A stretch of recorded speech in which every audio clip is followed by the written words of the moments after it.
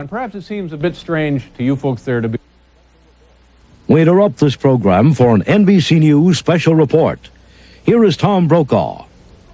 We're back now with continuing coverage of the situation in Israel, where it is already Saturday morning. It is now about 8 in the morning. A series of explosions. No one knows for sure how many. Maybe as few as 4, maybe as many as 10 or 12. We do not yet know whether, in fact, this was an Iraqi missile attack, but certainly there were explosions in Israel's largest city. For a time, Israeli citizens living in Tel Aviv were told to put on their gas masks and go to a sealed room. They did that. Scanners now have determined that there is no chemical agent in the air. We are also told in our last contact with our NBC News bureau there that there were no reports early on of casualties. We want to go back now to NBC's Larry Weidman, who has been monitoring Israeli radio and talking to other sources there to find out what is going on. Larry, any additional information on whether or not it was a missile attack? Tom, I think that now it's certain. Army radio has said that it was a missile attack. We've, as you mentioned, now been given the clearance to take off masks, and the radio has just said people all over the country now can leave the sealed rooms, meaning the attack for the moment is over. This is an identical pattern to the attack just about 24 hours ago. A series of explosions. Actually, the sirens go off, and within 5 minutes, I would say, certainly no more than 10 minutes, a series of explosions heard. I heard 3 as I was on my way down into the studio, and one of our other people in the area heard one also in the northern part of Tel Aviv. We've heard other reports of strikes south of Tel Aviv. At this point, we still have no report that there have been casualties, and the scanning teams which have been out investigating the sites for any chemical presence has indicated there is no chemical weapon involved in this. It appears to be conventional explosives, again, a mirror image attack as the one we saw on Friday morning. All right, Larry, but we still don't know the extent of the damage, I gather, yet. We have crews on the way? Yes, indeed. Well, part of the practice that we use here is that the crews stay inside in the same kind of protective environment that everybody else does until the all-clear is given. And once that happens, especially once that we know that we're talking conventional weapons, and then the crews are on their way. And so you've been told you can take off the gas mask, but no all-clear yet? We're expecting to hear the siren, which it'll be a steady siren, which will indicate the all clear. We have not heard it yet, but the Army radio has issued such a message, and that's the authority that's needed. Right. After the immediate personal concern, of course, about anyone being injured or possibly killed in this attack, the very large political question is, what does the Israeli government do now? It has said that it reserves the right to retaliate. It continued to restate that position after the first Iraqi missile attack. It did show restraint for the first 24 hours or so, although the defense minister said there would be retaliation. He just didn't say when. Now it seems very clear that the Israeli government has no other choice but to strike back.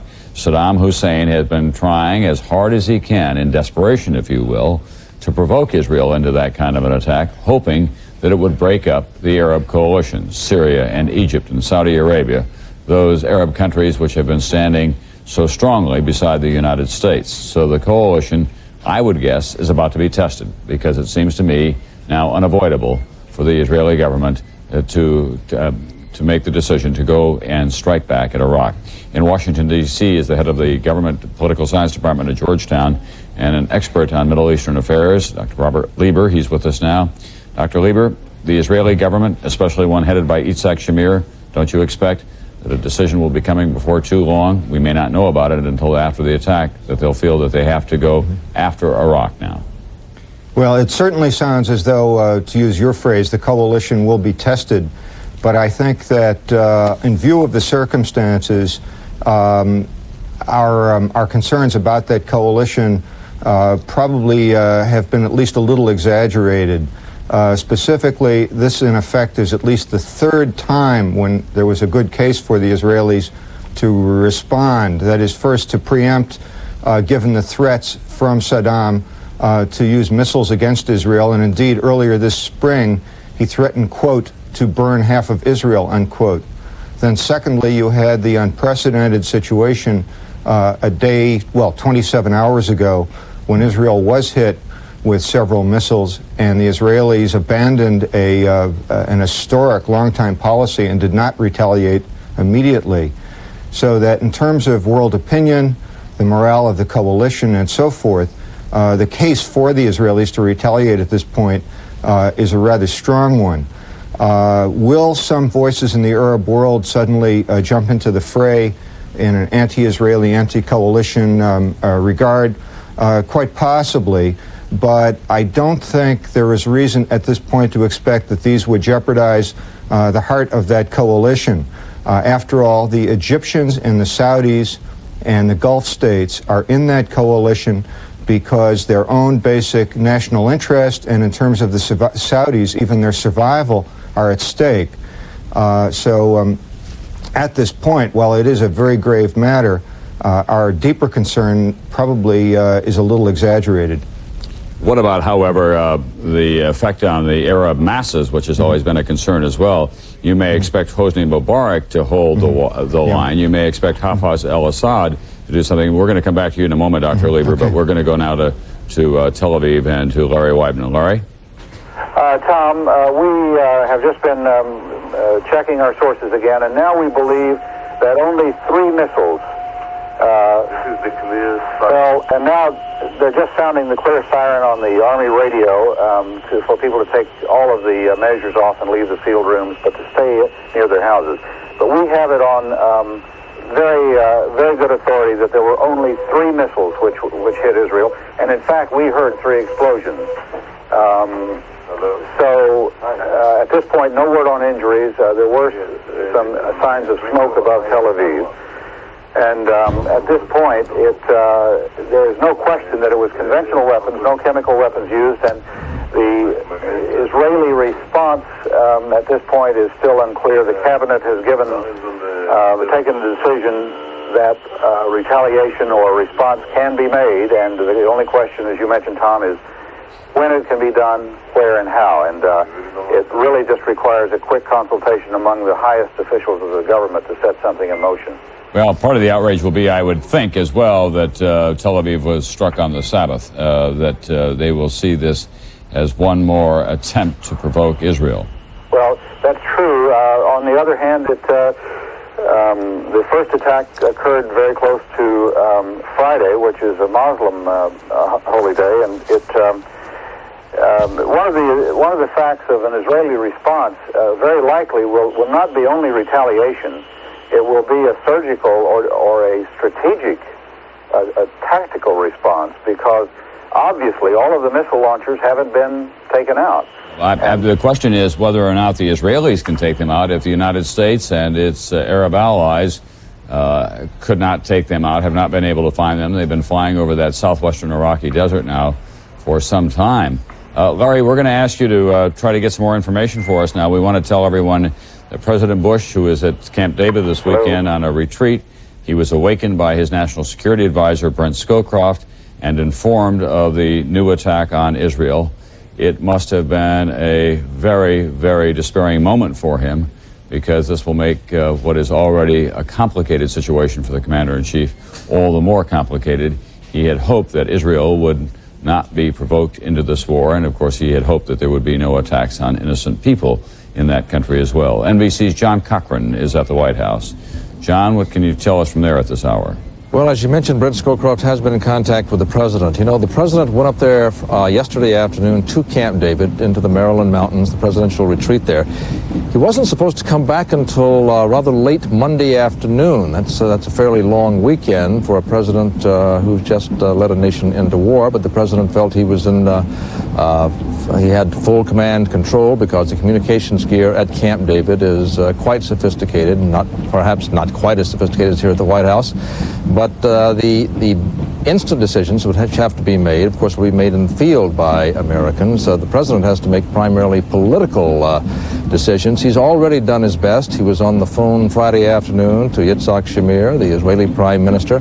I'm told that 10-minute conversation went pretty well. As you well know, relations had been strained between the two leaders for some time, but Prime Minister Shamir was here at the White House in December.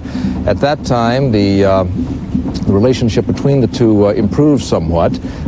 It is now described as correct rather than strained by White House aides. I don't know exactly what Yitzhak Shamir promised the president. I was given some outlines of the conversation. I was told that the Israelis were willing to hold off for a while, as you have surmised, Tom. Now, from Larry Weidman's report, this does not appear to be a devastating attack. It seems to me, Tom, we're in a gray area here, a marginal area here. I'm not sure this attack is big enough to trigger an Israeli response. I know the Israeli defense minister said late yesterday that Israel would retaliate, but I had the feeling, and certainly here at the White House, they have the feeling that there was a big if there, that if there was a considerable attack, a second considerable attack on Israel, that the Israelis would respond militarily. I'm really not sure that the tripwire has been strong for Israeli participation in the war, Tom. Thank you very much, John Cochran. We're going to go now to the Pentagon. I'm not sure who we have at the Pentagon.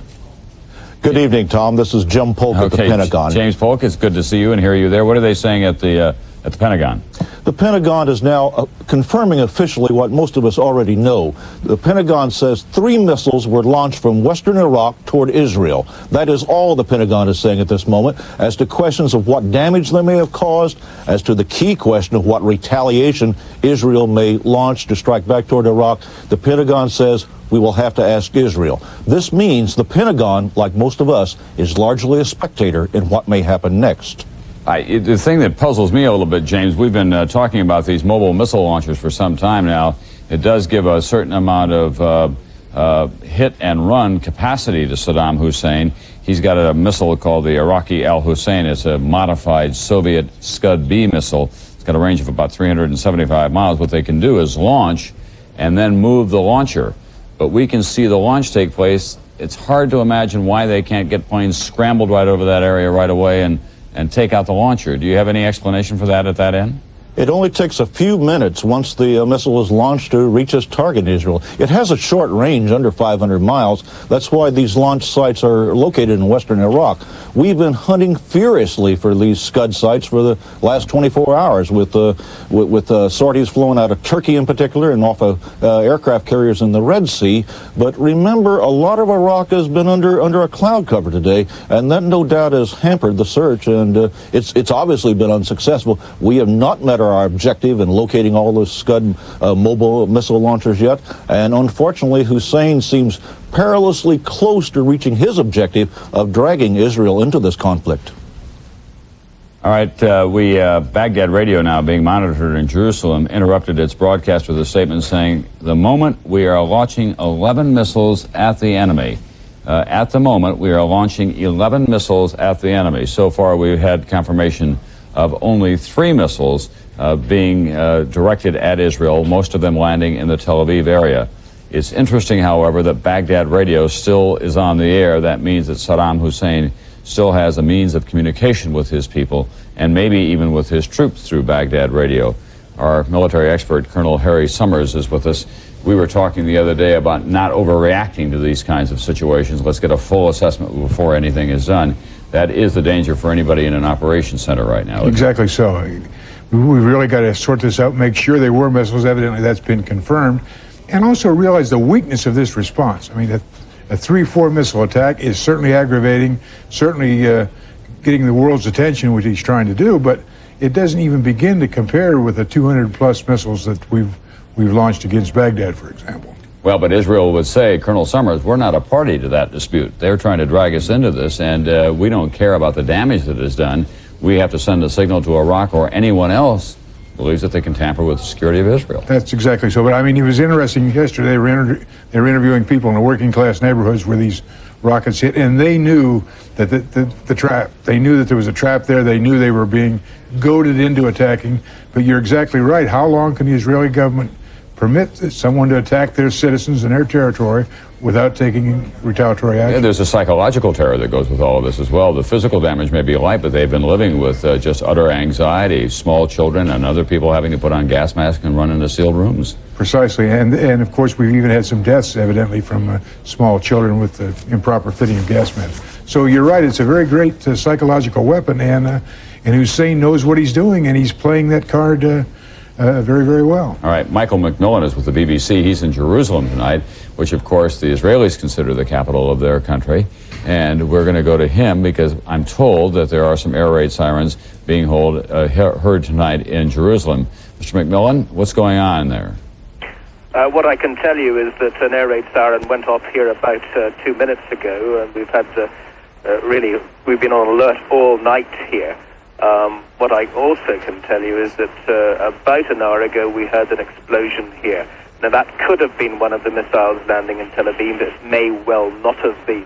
On the police radio we have been hearing references to Ramallah on the West Bank, which is about 10 miles from here, but we've had no confirmation of a hit there. So the alert really continues. We have heard that 4 locations have been hit in Tel Aviv. One close to the Hilton Hotel, another one close to a kibbutz. We've also heard that no chemical weapons have been fired, so that they were conventional warheads like last night. All right. So Israel at the moment is on alert, and we don't know if any more missiles are heading this way. Well, Mr. McMillan, for your information, I will tell you that the Pentagon in Washington has said that 3 missiles did hit in Israel. It appears that all 3 of them hit in Tel Aviv. So we're going to be coming back to you probably in a few moments if you have additional information for us. We're going to go to a map here on NBC to give you an idea of what is going on. As you are aware, the geography in that part of the world is very tight indeed. Now, the modified Scud-B missile, which the Iraqis got from the Soviets, does have a range of about 375 miles. They loaded onto the back of a truck, and they are believed to be somewhere in this area right here. And if they launch a missile, they can overfly Jordanian airspace, go right into the heart of Tel Aviv, make the strike, and in that distance, they'll travel in about 5 minutes. They're able to travel that distance. Now, the United States was able to shoot down one of these Scud-B missiles the other day because we've got something called the Patriot anti-missile missile, and it worked the first time in combat. The Israelis do not have that battery. Does that come as a surprise to you, Colonel Summers, that they don't have a better anti-missile defense system? Well, I think they elected some time back to try to develop the Arrow, which they have under development, but unfortunately is still under development, rather than take the Patriot. They do have some Patriots were delivered rather recently, but they haven't trained up to them, and they haven't got them in operational condition. Explain to me why we can see the missile take off and have a 5-minute warning. We know what the flash is. And then the truck has to move, the mobile launcher. It moves out there in the desert somewhere. Does it go and hide, or does it just keep on trucking? I would imagine it's probably they're in revetments. They probably have camouflage position. I mean, he's been planning this for some time because he announced a long time ago that one of the first things he'd do was attack Israel. So they probably have camouflage positions. And what amazes me somewhat is that this is a daylight attack, and it would seem to me that the acquisition would be even easier in the daytime. But evidently he's got some very well camouflaged positions out there. So this very deadly game of cat and mouse could go on for some time. Exactly. So even from the Korean War, the Chinese were very good at this. They could launch about 20 or 30 mortar shells and have them in the air, dismantle their mortar, go back into a cave, and by the time the first round hit, there was nothing to shoot back at. It's not quite that easy with this system, but they do have the sort of fire and then get out of the way before you even know it's coming and be back in hiding again. The 1991 equivalent of that is exactly what's going on. Yes, sir. Okay. Colonel Summers, we're going to go to the White House now, where NBC's John Cochran has been standing by. Right. He told us earlier that the president was awakened at Camp David. John? Right. Actually, I want to talk about that Patriot missile that you and Colonel Summers were speaking of earlier this evening, or now it's last night, I should say. I was talking with an aide to Vice President Dan Quayle, and he was pointing out to me that when Dan Quayle was a senator, he was instrumental, at least according to Quayle's aide, in getting the funding and pushing for the improving of the Patriot missile. Apparently, it's been the accuracy of it has been improved considerably. Colonel Summers might know more about that. Incidentally, talking about the vice president, he is a regular participant in everything that's going on. He's one of the few people going up there to see. There'll be Vice President Quayle tomorrow, National Security Advisor Brent Scowcroft, and the president's spokesman Marlin Fitzwater, the people who will be going up to Camp David for the briefing with President Bush. Of course, we're not sure whether or not the president will decide to come back down from Camp David. He'll have to decide whether this latest attack on Israel is serious enough to warrant his return here. But I found it interesting that they think that the Quayle's people are taking some credit for this patriot. John, my guess is that the president could be on the telephone right now to Jerusalem, and Yitzhak Shamir, or maybe even Moshe Ahrens, the defense minister, probably offering his condolences and expressing his outrage. But it would be very, very difficult for him in a political sense at this moment to say, we hope that you'll show continuing restraint. Well, it might be difficult, but I wouldn't be surprised that if he or Jim Baker are doing it. As I mentioned earlier, if only 3 missiles went in there, I'm really not sure. I'm really not sure the U.S. administration will regard this as sufficient justification for the Israelis to strike. Of course, it would be very difficult for the United States government to criticize Israel for defending itself, and I don't think you'd do that. You might have an expression of regret from President Bush that if Israel were to get involved in the war. It's a very sensitive political thing, as we all know. Israeli relations are dynamite politics in this country, and this administration knows that. But then equally sensitive is keeping this Arab coalition together. And of course, the first country to go if somebody were going to back away would be the Syrians, as we well know. Just yesterday, Tom, the Syrian foreign minister indicated that if in fact the Israelis were to attack an Arab country, that Syria would have to take action against the Israelis. That statement, when I was talking to somebody here at the White House late last night, this person was unaware of it. He'd been in meetings all day. He said the Syrian foreign minister said, what? So a lot is riding on whether the Israelis get into the war, Tom. Well, John Cochran, we also ought to talk about the kind of retaliation that the Israelis may engage in. A lot of people have believed that they can make it more antiseptic. You must remember now that we use these terms only because this is the Middle East, and everything has a kind of a shading. Henry Kissinger was saying last night it would be better if they were to use their Jericho missiles and not fly over Jordan, for example, with manned aircraft. That would make it a slightly more antiseptic kind of an attack. Well, it's hard to believe that we're using these terms. Right, and we talk about weapons with such a lethal quality to them. There was another scenario. Some American officials were saying, well, if the Israelis do have to send jets, maybe they can come into Iraq from the south, coming in from Saudi territory. But, you know, that's a pretty roundabout way to do it, and I'm not sure the Israeli pilots are going to do that just to make it easier for the Americans. Well, but they did fly that route, I'm told, when they went after the Iraqi nuclear plant in 1981. They didn't overfly Jordan then. They did, in fact, go down along the northern Saudi border and then come up across southern Iraq at that time. So that may, in fact, be one of the decisions that they're making tonight, or they may decide just to go with the Jericho missile. Now, this is all speculation on our part because there has been no announced decision on the part of the Israeli government, and we will not know about it until after the strike has been made. Colonel Summers, that's the pattern in the past, right? Exactly. I mean, the last thing you want to do is signal that you're coming. You want to get some element of surprise, and certainly they wouldn't make the announcement until they're ready, probably after it had taken place. We are told that there is no unusual activity now in Jordan, and that's a heartening sign. In fact, there will probably be jubilation in the streets of Jordan once this word gets out that that is a country with a heavy Palestinian population. King Hussein of Jordan has been tilting toward Iraq during all of this. The people, many of them in Jordan, have been making it very clear that they support the idea of Saddam Hussein taking on the United States. He has become a kind of new Arab champion for those masses in the streets of Jordan, at least, if not elsewhere. Let's go back to Tel Aviv and NBC's Larry Weidman. Perhaps we can get an idea now of how much damage was done. Larry?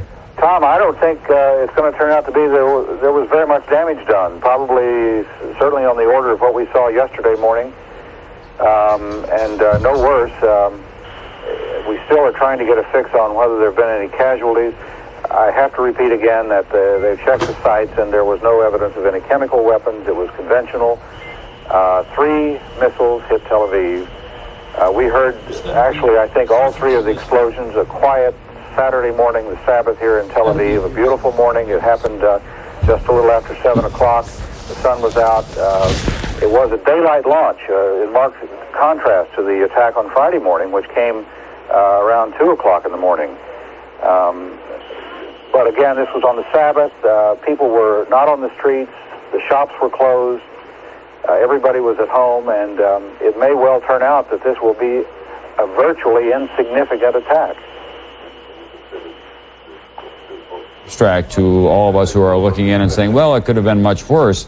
But the people who are living in those neighborhoods where the attack landed, and the people who have been living with this fear of an attack coming at any moment, especially parents of children who have to put gas masks on them, they're not going to see this as an insignificant attack. They're going to say, bring this to an end. That's why we elected government, Larry. The cabinet has decided in a special meeting on Friday to retaliate, and the question remains, as we've been saying, is when that will be done. The government have repeated firmly that it reserved the right to itself to decide when action would be taken, and we'll have to watch quite closely today to see, today and tomorrow or tonight, to see if action is indeed taken and what kind of action it is. The Israelis have a number of options available in terms of their own missile fleet. Certainly the dominant Air Force, permanent Air Force in the area. So we'll have to watch and wait and see whether they indeed decide to take action in the wake of these two missile attacks. Stay on the screen there. I should tell you that Ehud Olmert, whom you know as the Minister of Health, but more importantly a major political advisor for Yitzhak Shamir, that Ehud Olmert has said tonight to another diplomat, now I am afraid retaliation is almost inevitable. If he is willing to say that publicly, it seems likely that it is almost inevitable. The Chief of Staff said immediately after the first attack that a retaliation was an obligation. The Defense Minister, Moshe Aarons, has said previously that a retaliation will be taken.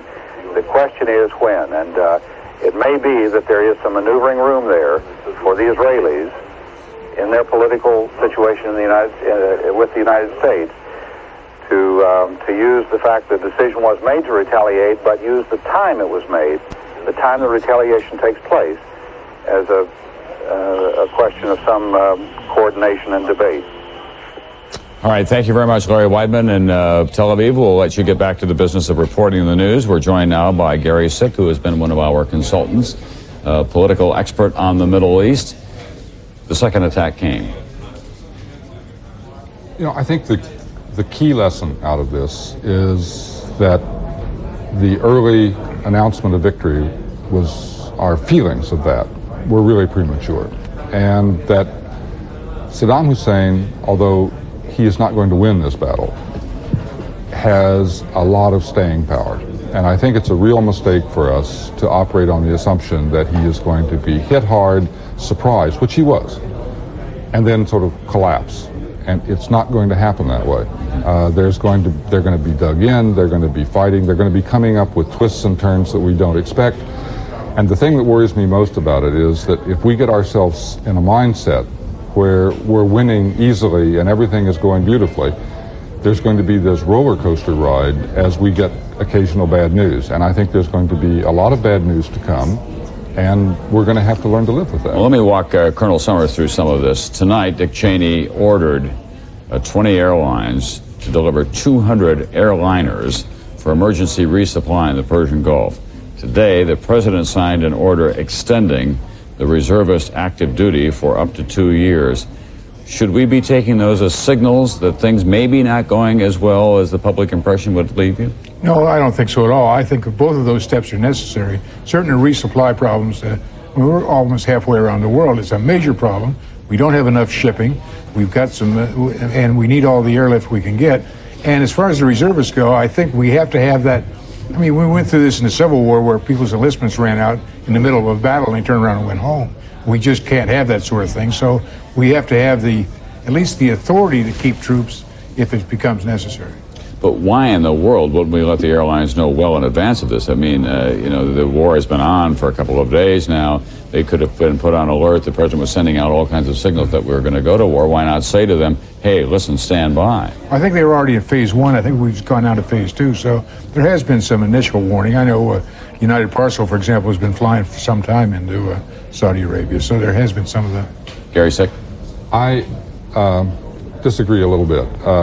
First of all, on the reservist, that was signaled ahead. We knew about that more than a week ago, that the president was going to do that. It came out at one of his press conferences, and in fact, Dick Cheney even briefed the media on the fact that there was going to be an extension, and it was picked up. On the airline thing, it suggests that there's a real problem. We moved, after all, the entire force over there with the aircraft that are already in existence and identified and so forth. And the fact that we're now adding another very substantial number of aircraft to it suggests that the problem has grown rather than declined. And I think that is a signal. Colonel Summers, shouldn't the Defense Department be telling us more about what's going on? I think so. I think they need to keep us fully informed.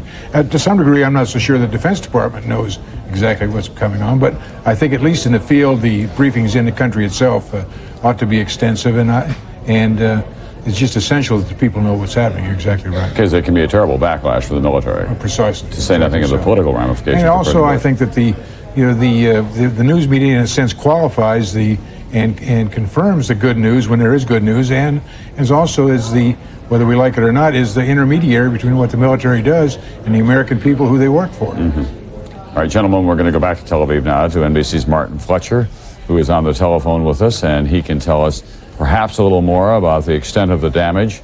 Still no reports of any casualties, Martin? No reports of any casualties yet, Tom. We see smoke above on the horizon of Tel Aviv. We're not sure yet exactly where the missiles landed, but they seem to be more towards, well, I'm not allowed to give locations of where the rockets have landed. But they have landed in the Tel Aviv area. There is smoke. We don't know the casualties yet.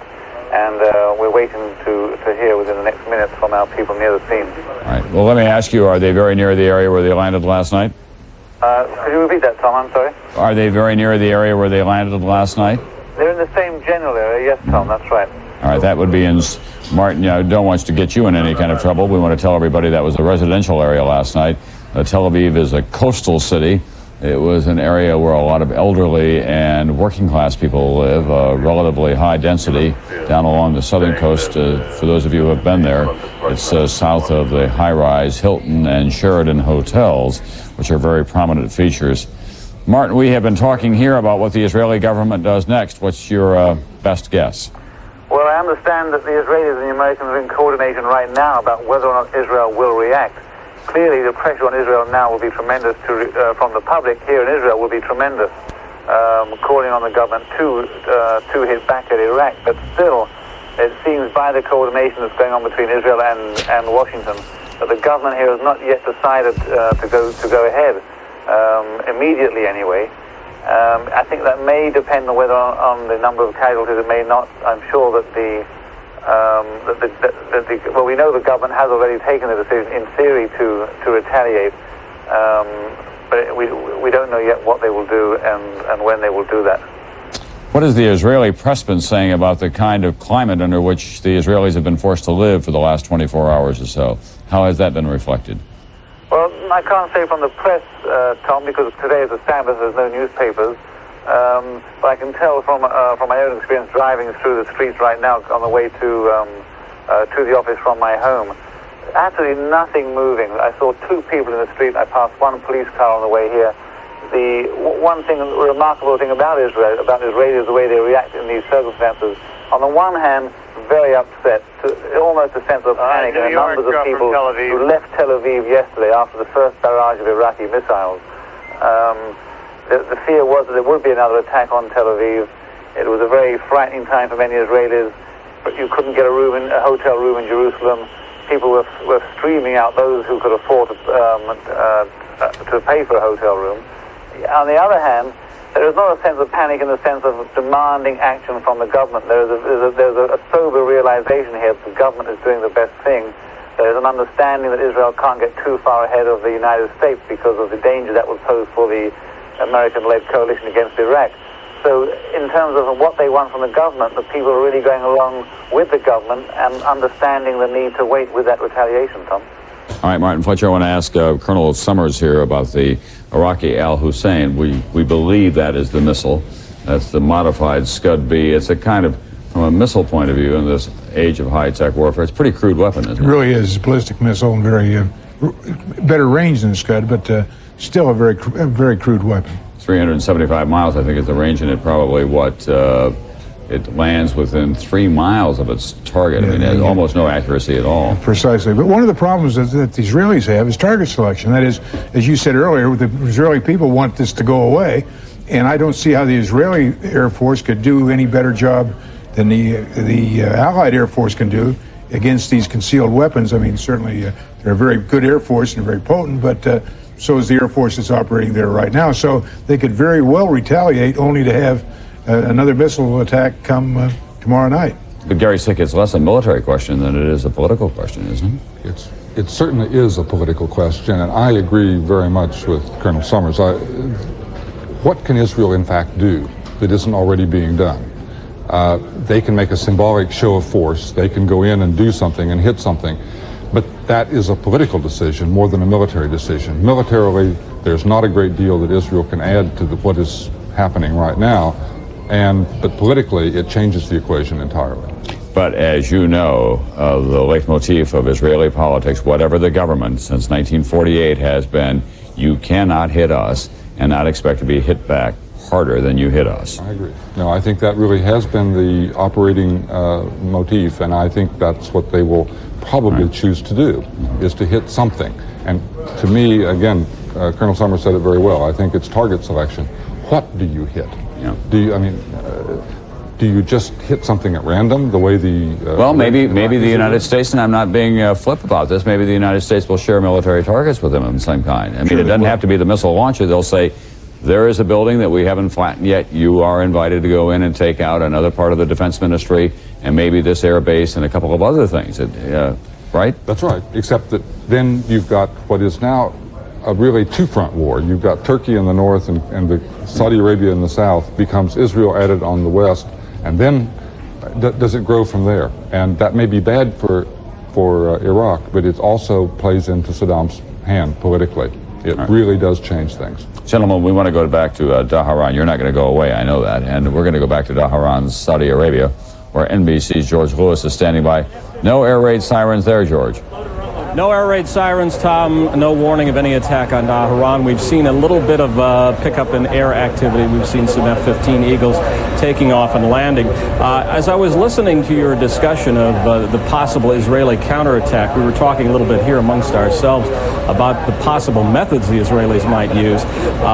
If they use their Jericho missiles, they get around the problem of violating airspace, Jordanian airspace, but they have another problem in that they are, I believe, and let's ask our experts about this if we could, Tom, I believe they're inertially guided missiles and not terribly accurate, and then they run the risk of hitting civilian targets and all of the political fallout that could come from that.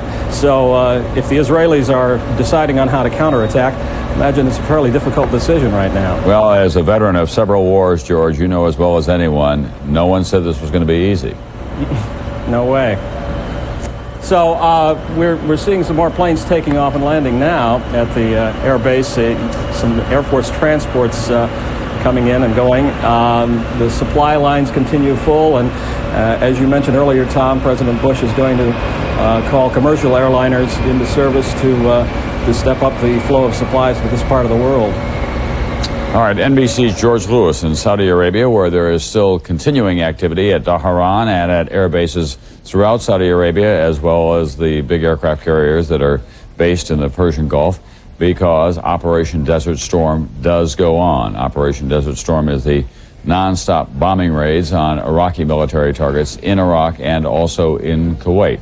Now, it is overcast there today, and at this point, the best hope for taking out those mobile missile launchers that are apparently causing so much grief to Israel by launching the Scud missiles, the best hope of taking them out is by making what the Air Force pilots and other pilots call a look down. I mean, they just look down and see it and then take it out. And if it's overcast, it's going to be hard for them to do it because it's going to mean a lot of low-level flying, and it's easily camouflaged out there in the desert, isn't it, Colonel Summers? Exactly so. And the point was made earlier, these are rather primitive weapons. That is, they're not given the kind of the kind of pulses, the electronic pulses, and all these sorts of things that we can pick up with our very sophisticated acquisition radars. This is just sort of an iron bomb type thing, only and it's very difficult to pick up. Yeah, the other some of their other missiles, they have to arm a radar system. We've got a little fair warning on this one. We see the flash 5 minutes later, it hits, and that's exactly it. So. Yeah, very difficult. And I must say, as an infantryman, who's part of our training is to hide from the Air Force. It's a lot of territory out there, and there's a lot of places to hide, and it's very difficult if a person has some camouflage training. It's very difficult to see from the air at the kind of speeds that these modern airplanes operate at. Gary, we sit here, we talk in a kind of almost sterile fashion. Well, there were only 3 missiles. They probably didn't do that much damage. Israel's not going to do too much. Think about it as an American. I mean, if 3 missiles landed anywhere in New York City or in Tampa, Florida, or in Seattle or in Spokane and took out some people and some buildings and so on, can you imagine the outrage in this country? That's right. And it would be enormous and justified. And the political leadership would be under absolutely incredible pressure to respond to that somehow, to do something about it, or to at least make a show of having tried. Just sitting there and taking it is an enormously difficult political task. And I think we probably crossed the line as far as Israel is concerned. The first one, maybe they could hold off. I can't believe that they're going to let this new barrage come in with the prospects that it's going to go on. I don't think we're done with this. We've had 2 days in a row. We thought maybe the second day we escaped from it. We didn't, and I don't think we can count on it. If you're not familiar with the Middle East and you look at this as a rational human being, you would say, well, it was well advertised. Saddam Hussein said he was going to attack Israel. We forewarned the world that that was an attempt to break up the Arab coalition. We have talked to the Arab leaders about all this. We have spoken with the Israelis as well. So now if the Israelis counterstrike, shouldn't the world just expect that? And should it have no effect whatsoever on the Arab coalition? And then the answer is, it's the Middle East. That's right. It's the Middle East. It remains to be seen. I personally have a sense that the coalition is not quite as delicate as it is made out to be. It has held together under some fairly tough pressure up until this point, and under these circumstances, with 2 missile attacks, my suspicion is that certainly the Kuwaitis aren't going to back away. The Saudis are not going to back away. I suspect the Egyptians won't back away. The Syrians have been problematic absolutely from the start. There's no certainty about what they will do, and it's conceivable we'll lose them. If we lose the Syrians, the game isn't over by any stretch of the imagination. I think it's something we could afford to lose. So let's be honest about it. It's not the end of the world as far as the coalition is concerned if Israel does strike back. All right, Gary Sick, we're going to go back to Tel Aviv now. We want to talk with Major General Shlomo Gazit, who is the former head of the Israeli intelligence. He's now with the Jaffe Center for Strategic Studies. He is on a wire for us now that we can hear him from an audio point of view, even if we can't see him. General Gazit, we have been speculating in this country about what the decision of the Israeli government will be now that there has been a second missile attack on your nation. What is your best guess? Well, obviously it's just a guess. I don't know anything more than you do, but I don't know anything about casualties yet. If we had casualties, and especially if the number was relatively high, I can't believe that an Israeli government will not see it necessary to respond. Is that part of the decision making? You put that into the equation, casualties? Definitely, yes. What about living with the idea of coming under attack yesterday, today, and maybe again tomorrow? Well, that's exactly the point. We have to consider, I would say, 2 elements. One is Israeli public opinion, and that is the casualty element. And the other element is our relationship with the Arab world. Israel's deterrence, Israel's credibility depends if we do or if we do not respond. That does not mean that we have to respond in half an hour time. It may take a few more hours or perhaps a day or 2, but I can't believe that if there were casualties, and if this does go on, that Israel will not respond. General Gazit, if Israel does decide to respond, what more damage could it do than what is already being done by the United States and the alliance in the air in Operation Desert Storm? Well, again, I'm not speaking on behalf of my government, and I don't hold any official position. I think there is one major difference. You are trying only to hit the Iraqi mobile missile batteries. I believe that we can't do it any better than you do it. Probably you have even better conditions to do it than we have. We can retaliate, which you won't. That is against civilian centers? It may be against civilian center. It may be against other strategic targets in Iraq. You do understand the enormous consequences of that kind of an act in this kind of a climate? I do, and that's why I think that it will need definitely consideration. And I assume that there will be coordination with the international coalition.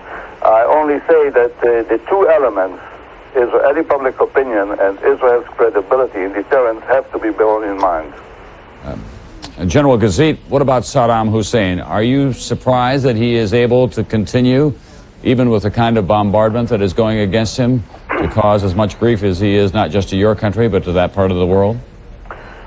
Not really. Not really. Definitely not as far as the missiles that we have been receiving the last 2 days are concerned. I'm a little bit more surprised about his military performance and the fact that the coalition has not yet succeeded to knock out their Air Force capability and anti-aircraft capability. I believe this could have been done, this should have been done, and you should have had already by now complete air superiority. And the fact that we do not causes you some concern? Well, in a way, yes. It probably says only one thing. It will take a little more, it will take longer to finish the war. You know that there has been a kind of euphoria in this country in the opening hours, and then warnings by the Defense Secretary, the Chairman of the Joint Chiefs of Staff, and the President himself that this war is going to go on a while. That seems to be prudent advice. Definitely, yes. I was very unhappy about the euphoria during the first few hours. If I may make an analogy with the Six-Day War, we kept for something like 24 hours a complete blackout, not saying a word about our performance, only because we didn't want to give those false impressions.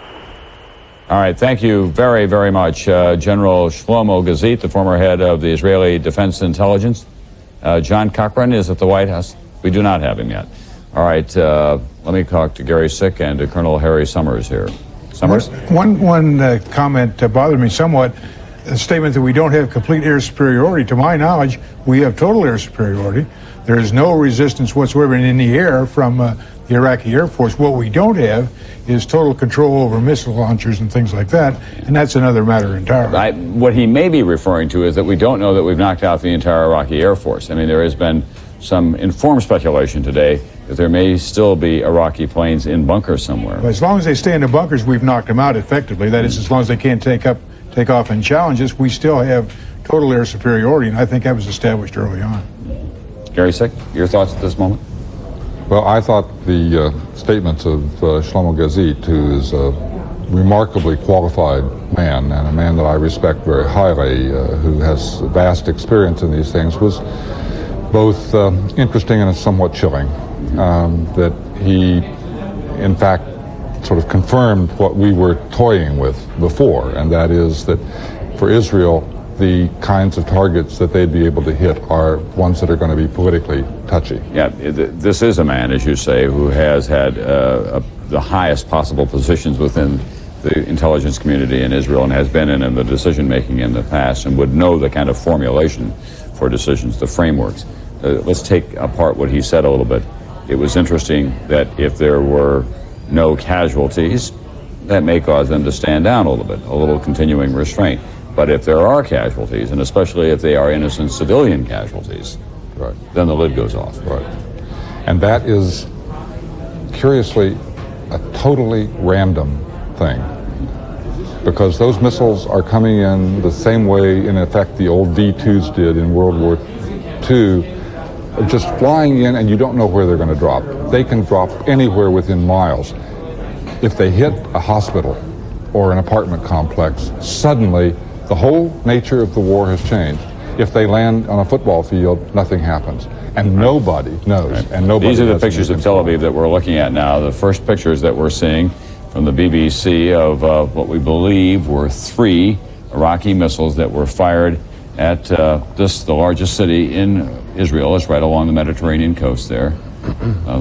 This is the situation probably in the BBC bureau, where they've got their gas masks and chemical warfare suits on. Just very brief pictures, because they took, what they did was probably videotape those scenes of smoke in the background.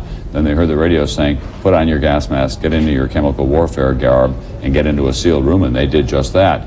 And they would have no reason to do anything otherwise. Since then, of course, scanners have been in the area. They have determined there are no chemical agents in the air, and that they have determined as well that damage may be light. NBC's John Cochran at the White House now.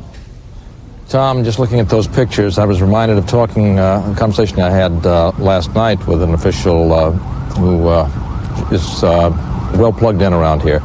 And he was talking about this sort of thing. We saw the smoke rising there, and he said, there are a couple of things. First of all, the Israeli leaders are politicians. We understand that. They have to be elected. They have to be responsive to the public will. We understand that public pressure may simply be so great after another Iraqi attack that they may have no choice. You can't expect politicians to commit political suicide, even though they want to be helpful in their alliance with the United States to help us with our problems in the Gulf. Beyond that, pictures like that now will be shown around the world, Tom. They'll be shown in Arab countries. By the way, wondering what that is? It's a police vehicle coming through, but there are some demonstrators across the street, but they're not headed our way. It's a police ambulance, and it's nothing to worry about. Anyway, pictures like that will be shown all around the world, including Arab countries, including areas where the Palestinians, the PLO, and other Palestinian factions, militant factions are. And the Israelis will feel that if they don't do something, that down the line at some point, as the people you've been talking to, including the former head of the Israeli Defense Intelligence, that Israel's credibility will be lost. And maybe not tomorrow, maybe not a month from now, but maybe 6 months or a year from now, the Palestinian militant factions will be encouraged to take action. And not just the Palestinians, but other Arab nations. Tom? All right, John Cochran, it's not unusual, of course, in the nation's capital to hear sirens going by at whatever the hour. And the hour here is coming up on 2 a.m. on a Saturday morning, Eastern Standard Time. In the Middle East, it's about 10 in the morning, mid-morning in Iraq and in Kuwait. And in Israel, it is now just about 9 a.m., and it is the Jewish Sabbath. The streets were pretty well vacated when these 3 missiles landed in Tel Aviv, not just because it is a holy day, but also because people have been living with the fear of still another missile attack. And today their fears were realized. We are awaiting a more accurate assessment of the damage. The early indications are, and they are preliminary at that, the early indications are that the casualties were not great, because our people in Tel Aviv monitor the police radios and other radio scanners. They would get a pretty clear indication early on about the traffic and the activity around hospitals and the ambulances and the medical evacuation teams. So far, early indication, not many casualties. It's a little surprising to me that the Scud missile could cause as much damage as it did yesterday when we saw those reports, and not kill more people somehow. We talked earlier about missiles landing in this country. I think most people, let's take a look now at the pictures of Tel Aviv. We're getting some additional, I think, videotape of what the scene is like there in that coastal city. Again, hard for me to have an accurate reading on just where we are. That's all we're going to get for the moment. I think it's probably down along the coast. Tel Aviv kind of stretches along the Mediterranean coast there, and some of the neighborhoods are very densely populated, not high-rise necessarily. The big hotels are like that, but 5- and 6-story buildings, and a lot of people who are packed into them, and a lot of them do not have a lot of money. The apartments are not necessarily large. There is a interesting mix in Tel Aviv, obviously. I think that a A lot of people who've not traveled to the Middle East think of Israel as an all-Jewish state, but the fact of the matter is there are Arab citizens of Israel as well, and there will be Arabs living in those neighborhoods because they are a part of it as well, Gary, which is part of the complication and the irony of Israel. So genuinely ironic, and of course that would not bother Saddam Hussein particularly, that a few Arabs would die. I mean, he's killed enough Arabs himself that that should not be very disturbing. One interesting note out of this is that this is the second barrage of missiles that we've now seen fired by Saddam Hussein, and none of them were chemical warheads. And I'm becoming more and more convinced, as we talked about earlier, there was never any evidence that Saddam Hussein had succeeded in marrying his chemical weapons, which he's got, with his warheads. It's a very complex task. It's an extremely delicate process to put chemical weapons on a ballistic missile. And I think if he had them, he would have used them by now. And more and more I'm convinced that he doesn't in fact have chemical warheads. Obviously, if you're living in Israel and you've got those missiles coming at you, or in Saudi Arabia, you've got to be prepared for that eventuality. It's not 100%. But I think the intelligence agencies had all suggested before this started that he probably had not succeeded in that very complicated technical task. And it increasingly looks more likely that that's the case. Colonel Summers, he is certainly more than pesky at this time, but at the same time, his response has not been really very muscular, has it? Exactly. So quite a weak response. And, you know, General Schwarzkopf said, used the term military insignificant. I think that was perhaps misinterpreted, but of course he was absolutely right. Although certainly politically they were very significant, from a military point of view, they were almost meaningless. But to return to the point that was made earlier on these chemical weapons, there are some very real technical problems. That is, as these missiles come in in their re-entry form, that is coming in their ballistic trajectory, enormous heats are generated, and it'd be very hard for biological or chemical weapons to survive that kind of heat. And besides that, when they land, they tend to bury. So the dispersal, the aerial dispersal, the aerosol dispersal, you need to make them effective, would be very difficult to do. So although you can, the classic line is never say never, the likelihood of chemical warheads is rather small. Colonel Summers, I thought the best line of the night in terms of describing these as a weapon, you said it's a kind of flying pipe bomb. Exactly. Right. We'll be back with continuing coverage of the situation in the Middle East. Tonight, the attention once again in Tel Aviv. We'll be back right after this.